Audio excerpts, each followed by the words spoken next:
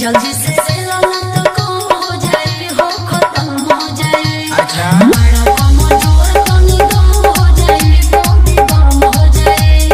खेसारी खानी अखिलेश खेसारी विकास बार खड़ा ले बैठाती तो बात हे भौजी हई मालदा हर सारा बना के बड़ा लोगेंगे।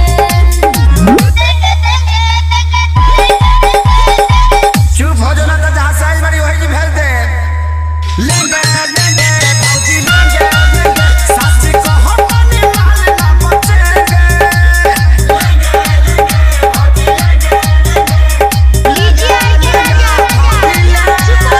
बड़ा निमन गो की बड़ा लो एक बार में सब ले ले लो।